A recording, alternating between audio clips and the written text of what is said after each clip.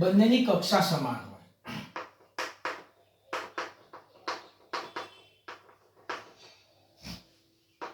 તો Cij is equal to Aij plus Bij માટે શ્રેણિક C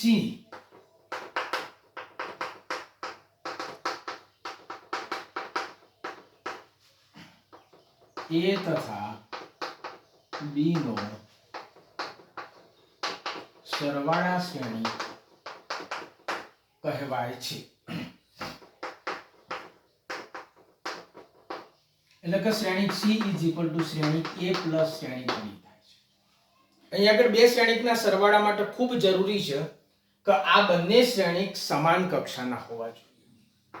શ્રેણિક A આપણી પાસે છે 3 7 10 2 1 0 અને શ્રેણિક B છે 1 2 3 3 2 1. તો આ જે શ્રેણિક A છે એની કક્ષા વિચારીએ તો 2/3 છે. શ્રેણિક B ની કક્ષા જુઓ 2/3 છે. બંને શ્રેણિકની કક્ષા સમાન છે. તો આ જ્યારે બે શ્રેણિકનો સરવાળો કરવાનો થાય ત્યારે આ બંને શ્રેણિકના અનુરૂપ ઘટકોનો સરવાળો થાય છે. એટલે અહીંયા આગળ જોઈએ તો અનુરૂપ ઘટક એટલે પહેલો ઘટક આનો 3 છે, એના અનુરૂપ આનો પહેલો ઘટક 1 છે. તો 3 + 1 થશે. પછી 7 ની સાથે એનો અનુરૂપ ઘટક 2 છે એટલે 7 + 2 થશે. 10 ના અનુરૂપ ઘટક 3 છે એટલે 10 + 3 થશે. પછી એવી જ રીતે બીજી હારના ઘટકોની વાત કરીએ તો 2 ના અનુરૂપ 3 છે 2 + 3 થશે. 1 ના અનુરૂપ 2 છે એટલે 1 + 2 થશે અને છેલ્લે 0 ના અનુરૂપ છે. એટલે આ જે સરવાળા શ્રેણિક મને મળશે 4 9 13 5 3 અને 1. એટલે બહુ સરળ બાબત છે. જ્યારે કોઈ પણ બે શ્રેણિકનો સરવાળો કરવાનો આવે તો સૌથી પહેલી જરૂરી બાબત છે બંને શ્રેણિકની કક્ષા સમાન હોય. એટલે જેટલા હાર હોય જેટલા સ્તંભ હોય બંનેમાં સરખા હોવા જોઈએ. એના અનુરૂપ ઘટકોનો સરવાળો કરવાથી બે શ્રેણિકનો સરવાળા શ્રેણિક આપણને મળતો હોય છે.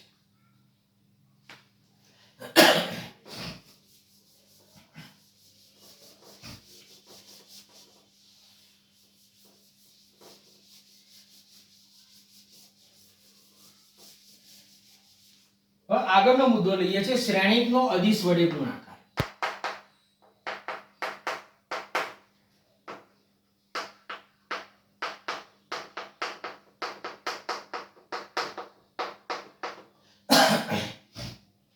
મારી પાસે એક શ્રેણિક A છે 1 3 4 2 8 1 1 1 0. હવે દાખલા તરીકે હું આ શ્રેણિક A છે એને કોઈ અદિશ k વડે ગુણવા માંગુ છું. એટલે કે 5 3 2 ગમે તેટલા વડે ગુણવા માંગુ છું. તો દાખલા તરીકે 5 વડે ગુણવા માંગુ તો 5a એટલે 5 ગુણ્યા શ્રેણિક. આપણો શ્રેણિક છે 3 4 2 8 1 1 1 0. તો આને 5 વડે આના બધા જ ઘટકોને ગુણી જશે.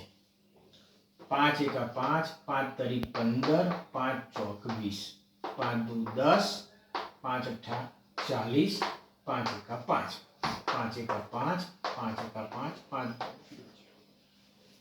એટલે અહીંયા આપણે કહી શકાય કે શ્રેણિક A આપણને આપેલો છે Aij m × n માટે કોઈ અદિશ k વડે ગુણાકાર શ્રેણિકના બધા જ ઘટકોને k વડે ગુણવાથી મળે છે.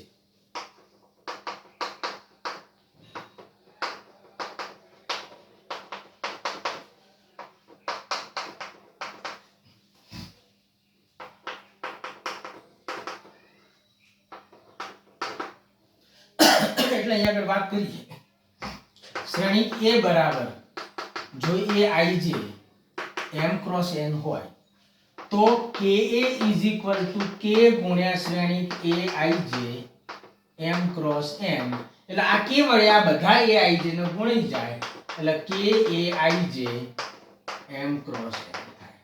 ઇન શોર્ટ કોઈ પણ શ્રેણિક હોય એને તમે કોઈ વાસ્તવિક સંખ્યા કોઈ અદિશ વડે જ્યારે ગુણતા હોઈએ ત્યારે એ શ્રેણિકના બધા જ ઘટકોને એ અદિશ વડે ગુણવામાં આવે છે. ખ્યાલ આવી ગયો હશે. હવે આપણે આગળ વાત કરીશું આના પછીના મુદ્દાની, શ્રેણિકનો તફાવત. શ્રેણિક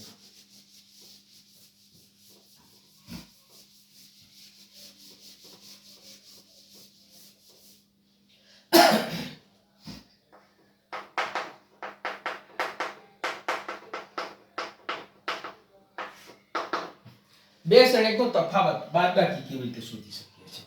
તો આપણી પાસે એક શ્રેણિક A છે,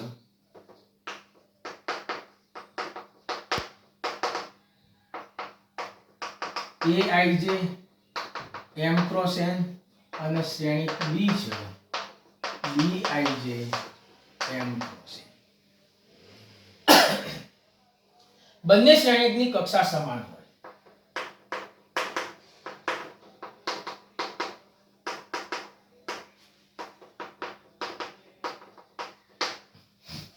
અહીંયા આગળ Cij is equal to Aij minus Bij મળે તો શ્રેણિક C is equal to Cij ને A તથા B નો તફાવત શ્રેણિક કહેવામાં આવે છે. એટલે આપણી પાસે એક શ્રેણિક A હોય, બીજો શ્રેણિક B હોય, બંને શ્રેણિકની કક્ષા સમાન હોય તો આપણા આ બંને શ્રેણિકના અનુરૂપ ઘટકોની બાદબાકી કરવાથી જે ઘટકો મળતા હોય એ ઘટકોનો શ્રેણિક એ A અને B નો તફાવત શ્રેણિક કહેવામાં આવે છે. એટલે ઇન શોર્ટ આપણે એવું કહી શકીએ કે A minus B આના બરાબર C છે.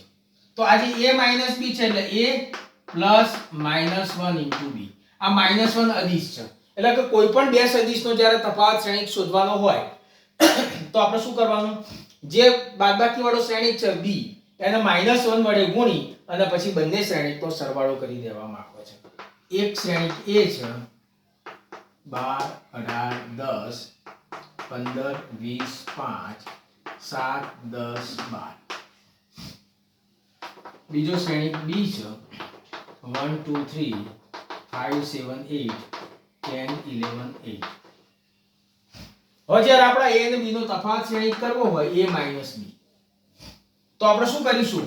તો શ્રેણિક A આપણી પાસે છે 12 18 10 15 20 5 7 10 12 પ્લસ માઇનસ B શ્રેણી એટલે આ બધા જ ઘટકોને -1 વડે ગુણી દેવાના. એટલે -1 -5 -7 -8 -10 -11 -8. હવે આ બધાના અનુરૂપ ઘટકોનો તમે જ્યારે સરવાળો કરશો તો 12 માંથી 1 જશે તો 11, 18 માંથી 2 જાય 16, 10 માંથી 3 જાય 7, 15 માંથી 5 જશે 10, 20 માંથી 7 જશે 13, 5 માંથી 8 જશે -3, 7 માંથી 10 જશે તો -3, 10 માંથી 11 જશે -1, 12 માંથી 8 જશે 4.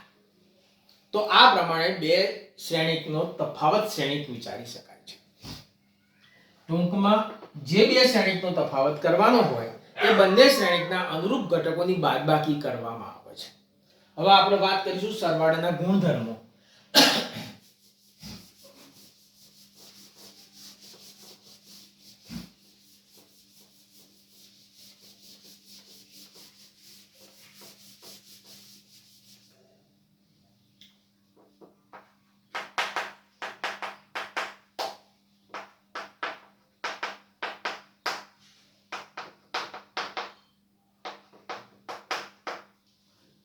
સૌથી પહેલો ગુણધર્મ છે ક્રમનો ગુણધર્મ.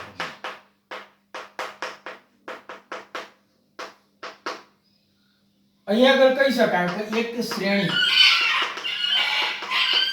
A છે is equal to Aij m cross n તથા બીજો શ્રેણિક B છે Bij m cross n. માટે A plus B is equal to B plus A કહી શકાય. જેમ સરવાળા માટે ક્રમનો ગુણધર્મ આવતો હોય છે એ પ્રમાણે આપણે કહી શકાય કે 5 + 4 9, 4 + 5 પણ 9 થાય. તો એ જ રીતે a + b બરાબર b + a થાય. એને આપણે વિચારવું હોય તો a + b = આપણે જાણીએ છીએ aij + bij આપણને મળશે aij + bij એનો સરવાળો. અને આપણે વિચારી શકીએ bij + aij = bij + aij = b + a.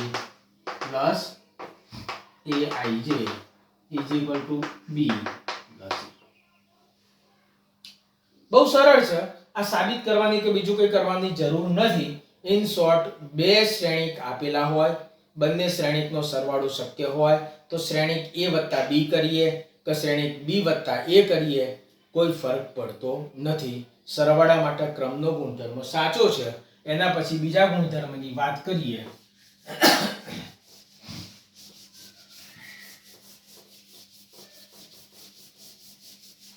જૂથનો ગુણધર્મ.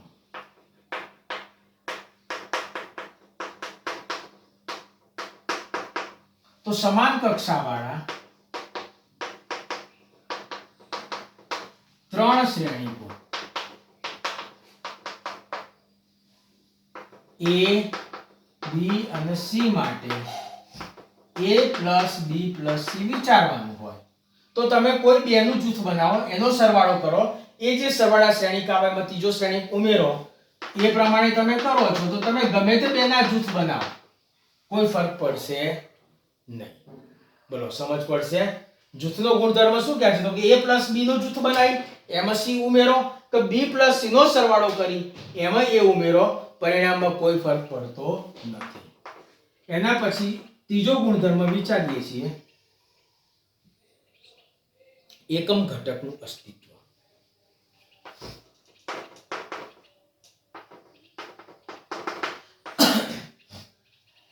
તો કોઈ પણ શ્રેણિક a માટે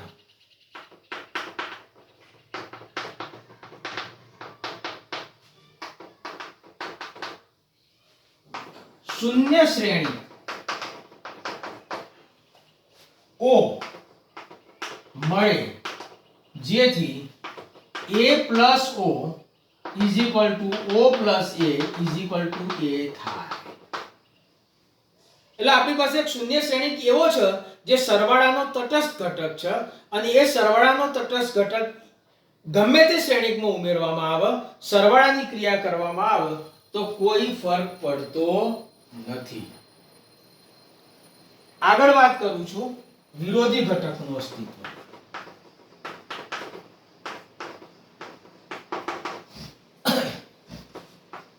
તો કોઈ શ્રેણિક a માટે આપણને -a શ્રેણિક મળે જેથી શ્રેણિક a + -a = o થાય. એ જ પ્રમાણે -a + a = o થાય. તો આ -a ને શ્રેણિક a નો વિરોધી શ્રેણિક કહેવામાં આવે છે.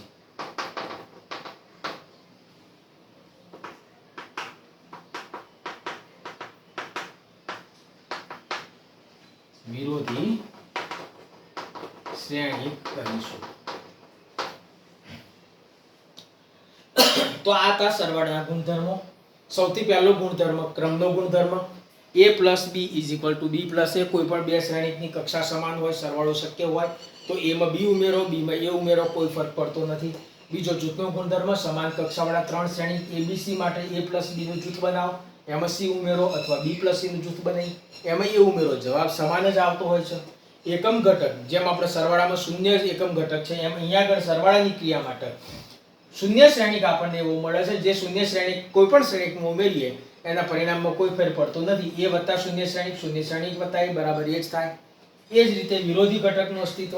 તો કોઈ પણ શ્રેણિક a માટે -a શ્રેણિક એવું મળે છે જેથી a + -a બરાબર o થાય, -a + a બરાબર o થાય. તો આ -a ને શ્રેણિક a નો વિરોધી શ્રેણિક કહેવામાં આવે છે. હવે આગળ વાત કરું છું અદિશ સાથેના ગુણાકારના ગુણધર્મો.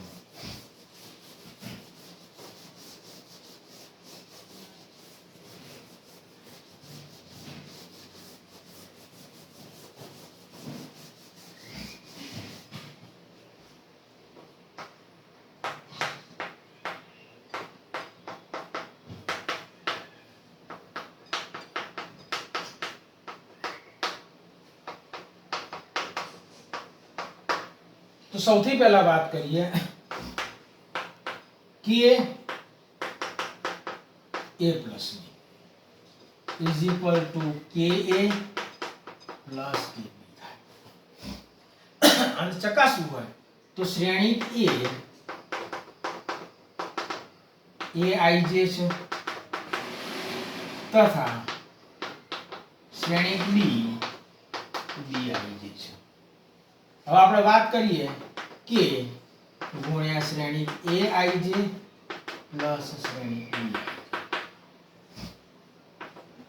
તો અહીંયા આગળ આપણે જાણીએ છીએ બે શ્રેણિકનો સરવાળા શ્રેણિક આપણને ખબર છે, તો આના અનુરૂપ ઘટકોનો સરવાળો કરવાથી નવો શ્રેણિક મળતો હોય છે, તો aij પ્લસ bij. હવે આપણે અદિશ વડે ગુણાકાર પણ ભણ્યા હતા, આના વડે આ ઘટકને ગુણવામાં આવે છે, તો k ગુણ્યા aij પ્લસ bij. તો થઈ જશે શું, તો કે kaij પ્લસ kbij. હવે અહીંયા આગળ આ બંનેને જુદા પાડી દઈએ, તો kaij પ્લસ kbij. તો શું થશે, તો કે k કૌંસમાં શ્રેણી aij પ્લસ k ગુણ્યા શ્રેણી bij is equal to ka plus kb. બહુ સરળ છે, સમજી શકાય એવો છે, તો તમે સમજી શકશો. આ છે પહેલો ગુણધર્મ, અદિશ સાથેના ગુણાકારનો ગુણધર્મ. તો ka plus b is equal to ka plus kb થશે. બીજો ગુણધર્મ વાત કરું છું,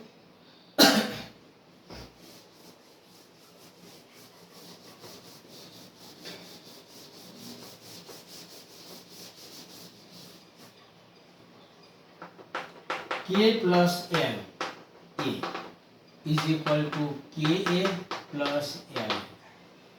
તો આ પણ એકદમ સરળતાથી સમજી શકાય એવો છે, k plus l ગુણ્યા શ્રેણિક a એટલે aij.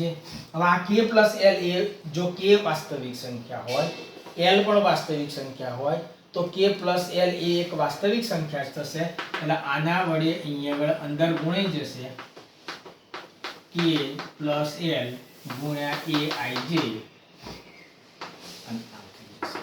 હવે k plus l વડે આને ગુણીએ તો સરવાળા બાદબાકી ગુણાકારના નિયમ મુજબ k aij plus l aij આવું થશે. અહીંયા આગળ બંનેને જુદા પાડો તો k aij plus l aij થશે. હવે અહીંયા આગળ વાત કરું કે aij પ્લસ l aij, તો અહીંયા આગળ k a plus l a આવું થશે. બોલો ખ્યાલ આવશે? તો શું k plus la is equal to ka plus la થાય? તો આ બે ગુણધર્મ સદિશના અદિશ સાથેના ગુણાકારના ગુણધર્મ છે એમ કહી શકાય છે.